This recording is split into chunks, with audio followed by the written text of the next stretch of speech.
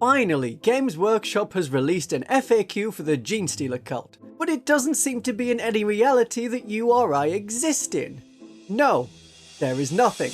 Well, almost nothing. It has only been 11 months. Why do an FAQ now, so close to the release of the Codex? I wasn't going to mention it until I saw in my big Genestealer Cult video that the moment I talked about demo charges even a little bit, there was a peak in replays. So Genestealer Cult players and opponents must still want to know the answer. Now Games Workshop, I mean bless them, we love what they do and the basics of the game they make. However, it is a very common question and Games Workshop seems to hate FAQs for this edition. Their indexes FAQ and errata section on their website only has indexes and 2 erratas with a couple of lines for the Dark Angels and the Tau Codex. The Genestealer Cult Index has a lot of inconsistencies compared to other factions, and I'm not talking about how the Jackal Alphys' save is a 5 instead of a 5+. The Nexus ability has different wording to similar units from other factions. The Nexus has it once per turn, while other factions are once per battle round. Okay.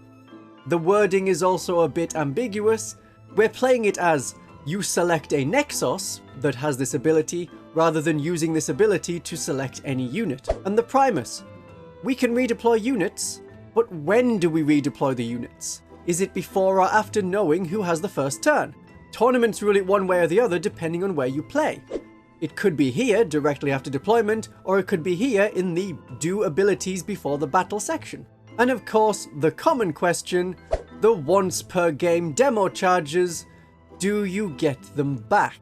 As this has been a question asked since the beginning of the edition, nearly a year on it has not been answered clearly, so I expect this will also be an issue in the upcoming Codex. Might as well make a video on what is generally accepted to be the answer and why. Now this could all be wrong, and if you run it differently I would like to hear how and why in the comments, but this is how it is run at most tournaments when you ask the organisers, and these events are supported by Games Workshop staff. At the start of the edition, we had the Cult Ambush rule as written here. When one of your units is destroyed, you roll a dice. If you are successful, then that unit is placed into Cult Ambush. That was the wording.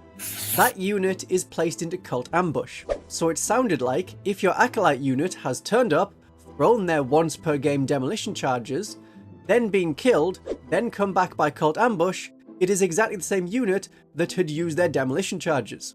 A lot of people, myself included, assumed that this wording was meant to be more like how it appeared with other factions, such as the Imperial Guard Reinforcements rule that says you add a new unit to your army. But then more people were suggesting that because it is written differently, it is meant to be different. There was an update to this Cult Ambush rule in September 2023, so that it now says, if the roll is successful, add a new unit to your army identical to your destroyed unit in Cult Ambush at starting strength with all of its wounds remaining, and you place 1 Cult Ambush marker. This referring to a new unit matches what the Imperial Guard's reinforcement rule was. It doesn't mention anything about the weapons specifically. If it did, we wouldn't have to have this video, but this change in September mostly put the debate to bed. So as this is a new unit that's coming from Cult Ambush, it is not the same unit that was destroyed earlier in the battle, the unit that used their once per game demolition charges. So this new unit has new bearers of demolition charges, they can use their one-shot weapons as that bearer has not used it, and that is the terminology that's on the card. The Acolytes refer to the bearer. It can confuse people a bit if you say that model, because if you have a new identical unit, you're using the same models, the same painted figures, as the unit that was just destroyed. And Games Workshop's rule commentary on that is as helpful as ever. The thing you buy is the model. This rule doesn't refer to models. There is always some attempt by players to understand what Games Workshop meant, and they don't provide examples in most cases. But as a Genestealer Cult community, at least my Genestealer Cult community, we've agreed that this means the new unit hasn't used their once per game demolition charges. So why mention that it is an identical unit? Is that meant to hint that, if the previous one used their demolition charges, then this new one has also used their demolition charges? No, that is so the new unit of Acolytes, or whatever unit has come back through Cult Ambush, can't change their weapon loadout. So if all the enemy tanks were destroyed, your new Neophyte squad has to be identical to the previous one, and carry a mining laser, even if a heavy stubber or seismic cannon would now be a better option. Now, Warhammer World at Nottingham, the Games Workshop headquarters, runs tournament events that use a slightly modified version of the Warhammer 40,000 rules. The rules commentary states that the Primus can reset up units with their decoys and misdirection ability in infiltrating position if those units could infiltrate. Units like Pure Strain Genestealers. The Warhammer World tournament rules specifically do not allow that, and I've made a video about those particular rules in the past. So there is some inconsistency. However, the Warhammer World events have a rules clarification document for how they want to run demolition charges. It states that when coming back through Cult Ambush, it is a new unit and they can reuse their one-shot weapons. So technically there is a document of sorts to answer this frequently asked question. It is worth noting that if you are a new Genestealer Cult player and you are worried about this coming up often, it rarely does. My source? Can't you just trust me? Let's think about it. Acolytes come from reserve in turn 2, and with tunnel crawlers you can strike at the enemy immediately, using the demolition charges. They're now in range because the 6-inch demolition charge is within range when you have a 3-inch minimum deployment distance from the enemy. It is then the enemy's turn 3. Other troops come in and kill your acolytes. You pass your Cult Ambush roll and there is a new identical unit in Cult Ambush that sits out your turn 3. On the enemy turn 4, they return but are going to be, realistically, 15 to 18 inches away from an enemy unit. If you place the Cult Ambush marker closer, then the enemy could have, in their turn, made a normal move of usually 6 inches and be within 9 inches, which would remove the Cult Ambush marker.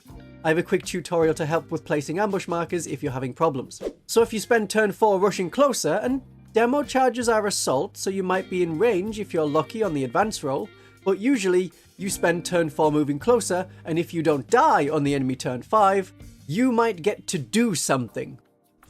Cult Ambush is not that great. Still don't believe me that this rarely comes up? Fine. Have a survey that supports my point. Okay, there is also the argument that the new identical unit with equivalent models, they fired their weapon if the previous one also had fired their one-shot weapons. Thus they are identical, but keep the profile of having demolition charges. When we think of it in the narrative of the game that the rules are meant to be representing and not just the wording of the rule, this isn't a unit disappearing and coming back somewhere else like it is for Space Marine Scouts. People died! And a different group of people have turned up a bit later on. So having it as a new unit with new demolition charges makes sense. But what about the cult icon and returning models to the unit that way? The cult icon lets you return in your reinforcement step D3 destroyed models to the bearer's unit.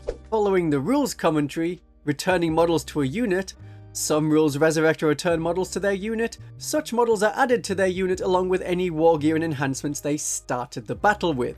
That would sound like you also get the demolition charges back from the cult icon ability. We don't play it that way. They are meant to respawn with the same demolition charges, so they respawn with the demolition charges that have been already used and therefore cannot be used again.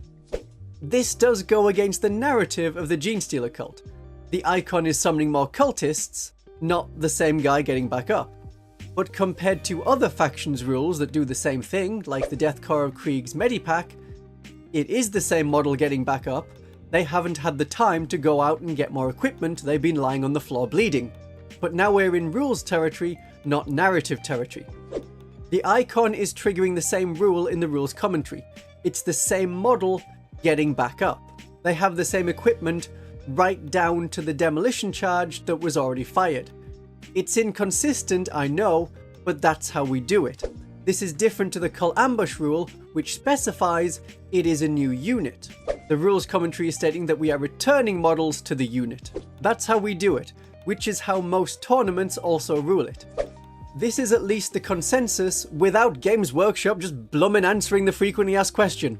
We know that for the purposes of the cult truck, where people said, okay, here's another thing. If the demolition charge is all about the bearer, if we're using the firing deck, the truck becomes the bearer because of that rule.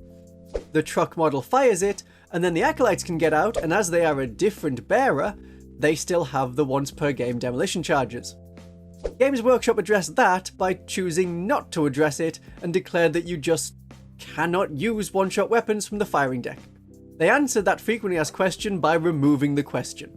What about if your acolytes go back into reserves, using something like Return to the Shadows?